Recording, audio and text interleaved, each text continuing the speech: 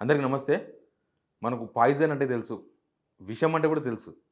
విషపు రాతలంటే ఏందో తెలుసా? ఈరోజు 'ఆంధ్రజ్యోతి' పేపర్ చూడండి తెలుస్తది. రాధాకృష్ణ గారు కొత్త పలుకు రాస్తారు కదా! ఈరోజు కూడా ఒక కొత్త పలుకొచ్చింది. అదే విషపు రాత. తెలంగాణ ఉద్యమం టైం నుంచి ఈ విషపు రాతలు రాస్తూనే ఉన్నారాయన. అసలు ఆయన దగ్గర ఎంత విషం ఉందో కూడా అర్థమైతలేదు. తెలంగాణని ఏం చేద్దామనుకుని ఆయన విషయాన్ని ఇంకా ఆహ్, ప్రొడ్యూస్ చేసుకుంటున్నాడో, ప్రొడక్టివిటీ పెంచుతున్నాడో అర్థమైతలేదు. తెలంగాణ వచ్చింది, అన్నీ అయిపోయినాయి. అయినా సరే ఇంకా తెలంగాణ మీద విషం కక్కే రాతలు రాస్తున్నట్టుగా కనిపిస్తుంది. దీనిలో ఆయన రాసింది జాతికి తలవంపులు తెచ్చే మాటలు. ఈ మధ్య జరుగుతున్న పరిణామాల మీద రాసిండు. జాతికి తలవంపులు తెచ్చే మాటలు. ఇందులో కూడా కేసీఆర్‌దే తప్పంట. 2 సంవత్సరాల నుంచి రేవంత్ రెడ్డి మాట్లాడుతున్న బూతులు చాలా స్వీట్‌గా అనిపిస్తున్నట్టుంది రాధాకృష్ణ గారికి. కేసీఆర్ తోలు తీస్తా అనేది పెద్ద తప్పట. తోలు తీస్తా అనేది ఒక వ్యంగ్యం, ఒక వార్నింగ్. "నీవు పోయి కొండపోచంలో దుంకి సావు. నువ్వు ఆడవాడి సావు. ఈడవాడి సావు" అనేది ఏందో అది దీవెననా? అది ఒక శాపనార్థం. రేవంత్ రెడ్డి లాస్ట్ 2 ఇయర్స్ నుంచి కేసీఆర్‌ను చావు, చావు, చావు, ఇంగా రాడు బయటికి, అయిపోయింది ఆయన పని, ముడ్డిరిగిపోయింది. అవన్నీ మంచి మంచి పదాలంట. తోలు తీస్తా అనేది మాత్రం రాంగ్ అంట.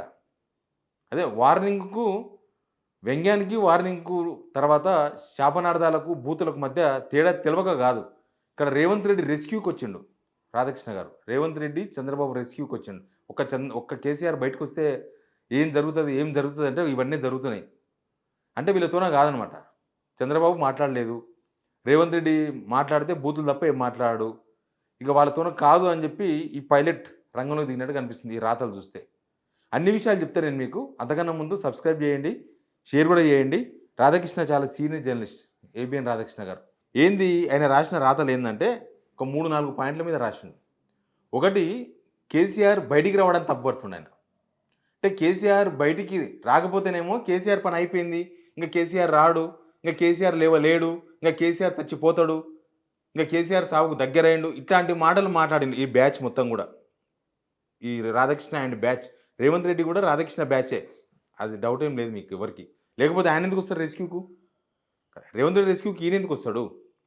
ఇప్పుడు ఆయన సడన్‌గా ఎందుకు వచ్చిండు బయటికని రాసిన రాతలు. కేసీఆర్ సడన్‌గా ఎందుకు వచ్చిండు బయటికి? కేసీఆర్ తెలంగాణ మాజీ ముఖ్యమంత్రి, 10 సంవత్సరాలు తెలంగాణ పాలించినోడు, తెలంగాణ తెచ్చినోడు. తెలంగాణకు అన్యాయం జరుగుతుంటే బయటకొస్తే తప్పెట్లయితది? సర్పంచ్ ఎలక్షన్స్‌లో ఓడిపోయిండు. బీఆర్ఎస్ నీరసపడిపోయింది కాబట్టి ఆయన వచ్చిండు అని రాసిండు. కాంగ్రెస్‌కు చాలా మంచిగా వచ్చినాయి సీట్లని రాసిండు. అది ఒక జర్నలిస్ట్‌గా ఆయనకు మంచిగా అనిపిస్తే మనమేం చేసేలేదు. రేవంత్ రెడ్డే మాకొచ్చిన సీట్లు చాలా బ్రహ్మాండంగా వచ్చినాయని చెప్పుకున్నాడు కదా! దానికి ఎవరేం చేసేలేదు. ఈ మధ్య కాంగ్రెస్ నుంచి బీఆర్ఎస్‌లో చేరుతున్నారు కొంతమంది సర్పంచులు 10ల సంఖ్యల్లా. మరి అది కూడా మంచిదే అనుకుంటే అది వాళ్ళ కర్మ. ఎవరేం చేసేది లేదు.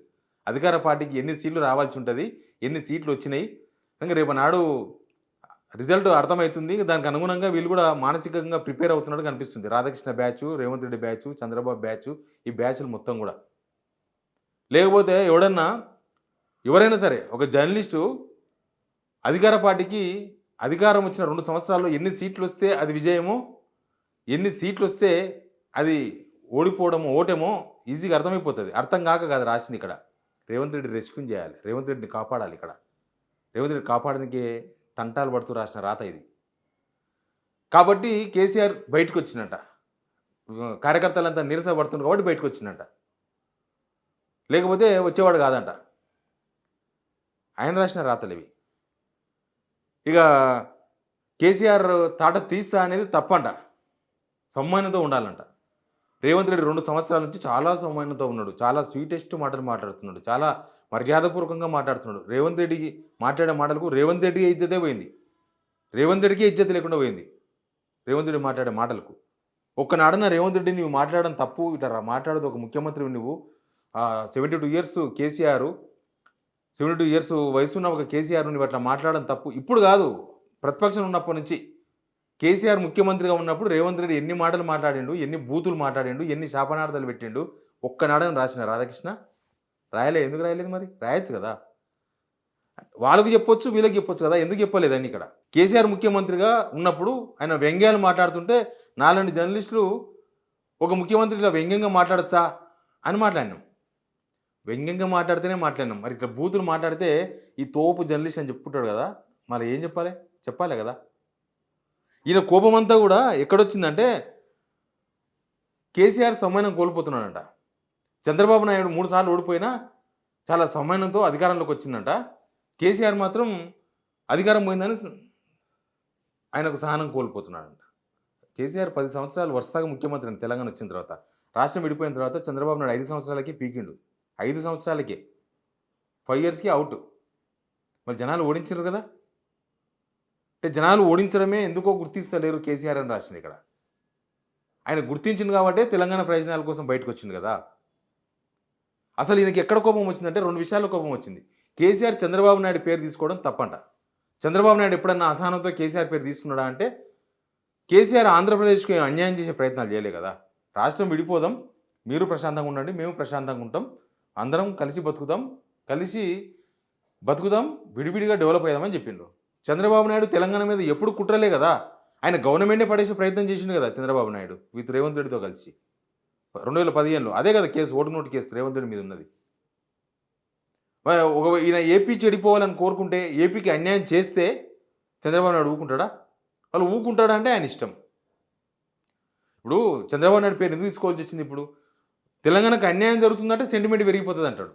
తెలంగాణ ఉద్యమంలో కూడా ఉప ఎన్నికలు వచ్చినప్పుడు ఇది తెలంగాణ సెంటిమెంట్‌ను బతికించుకునే ఉప ఎన్నిక. కావాలంటే మేము దానికోసం మేము రాజీనామా చేసినామని అప్పట్లో కేసీఆర్ వాళ్ళు మాట్లాడుతుండ్రు. మాట్లాడుతుంటే రాధాకృష్ణ లాంటి సమైక్యాంధ్ర జర్నలిస్టులు ఇట్లే రాస్తుండే రాతలు. సెంటిమెంట్ రెచ్చగొడుతున్నాడు. తెలంగాణ నీళ్లు మొత్తం ఏపీ దొబ్బేస్తుంది. ఇక్కడ మా ముఖ్యమంత్రిని లొంగ తీసుకున్నారు. మా ముఖ్యమంత్రి మీకు వంగిండు. మా నీళ్లు మొత్తం మీకు వచ్చేస్తున్నాయి. ఇదేదో కుట్ర నడుస్తుందని చెప్పేసి బయటికి మాట్లాడితే సెంటిమెంట్ రాజు చేసినట్లా? అంటే ఎవరు మాట్లాడొద్దు. కేసీఆర్ కూడా నీళ్ళ గురించి మాట్లాడొద్దు. చంద్రబాబు నాయుడు వేసుకొని పోతూనే ఉంటాడు. ఒక్కనాడన్నా తెలంగాణకు అన్యాయం జరుగుతుందని రాసినరా ఇదే పేపర్లో ఆంధ్రజ్యోతిలో? ఇదే రాధాకృష్ణ గారు రాసినారు ఎప్పుడన్నా? చంద్రబాబు నాయుడు నీళ్ళు ఎక్కువ తీసుకోపోతున్నాడు కృష్ణా నుంచి. ఇప్పుడు అదే కదా కుట్ర. శ్రీశైలాన్ని మొత్తాన్ని ఏపీకి వదిలేలేని రేవంత్ రెడ్డి. పాలమూరు రంగారెడ్డిని జూరాలకు ఎందుకు పెట్టలేదు అంటాడు. అంటే అక్కడ నుంచి మొత్తం తీసుకొని పోవాలి. శ్రీశైలం మనకు సంబంధం లేకుండా కట్ చేయాలి. శ్రీశైలం నుంచి మన కల్లకుర్తి ఒక్కటే మనకు సోర్స్ పాయింట్, ఇంకేం లేదు. మొత్తం ఏపీకి వదిలేసేయాలనేది నా ప్లాన్. బనకచెర్ల విషయంలో ఎన్ని డ్రామాలు ఆడినారు? ఒక్కనాడని రాసినరా తెలంగాణకు అన్యాయం జరుగుతుంది బనకచెర్ల వల్ల అని? రాయలేదు. ఇప్పుడు కేసీఆర్ వచ్చి మాట్లాడితే సెంటిమెంట్ అంటాడు. అంటే తెలంగాణకు బాగు కావాలి, తెలంగాణకు నష్టం చేయొద్దు అని కోరుకుంటే అది సెంటిమెంట్ కిందకి వస్తుందా? ఇక ఇంకా అసలు కోపం ఏంటంటే ఈ రైజింగ్ ఉంది కదా, మొన్న చేసిన వీళ్ళే పెట్టిరు కదా గ్లోబల్ సమ్మిట్ అని. గ్లోబల్ సమ్మిట్ తర్వాత చంద్రబాబు నాయుడు చేసే ఎంఓయూలు వంటలతో ఎంఓయూలు చేసుకొచ్చుకుంటాడని చెప్పలేదా? దాని మీద కోపం వచ్చింది రాధాకృష్ణ గారికి. ఇప్పుడు గ్లోబల్ సమ్మిట్ ఇవన్నీ ఒకటి బయట పడుతూనే ఉన్నాయి కదా, నిన్న మొన్న చూడలేదా? వరుసగా చూసుకుంటూ వస్తూనే ఉన్నాం కదా. గ్లోబల్ సమ్మిట్లో పెట్టిన మొత్తం ఆడ కరెక్ట్ అగ్రిమెంట్లు జరిగి ఉంటే, ఎంఓయూలు జరిగి ఉంటే అసలు అధికారిక వెబ్సైట్లోకి వెళ్ళి మొత్తం డాటా ఎందుకు గవర్నమెంట్ కనబడకుండా చేస్తుంది?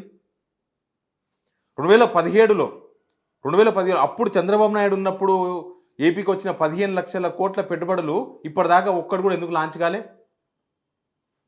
అది ఏపీ ప్రజలు కూడా మోసమే, ఇక్కడ తెలంగాణ ప్రజలకు మోసం జరుగుతుంది. ఆ పాయింట్ మీద మాట్లాడతారు. ఆ పాయింట్ మీద రాసిండు. అట్లా చంద్రబాబు నాయుడిని ఎందుకు తెర మీద తీసుకొస్తున్నారు? తెలంగాణ సెంటిమెంట్ రావాలంటే చంద్రబాబు నాయుడే కావాలనా?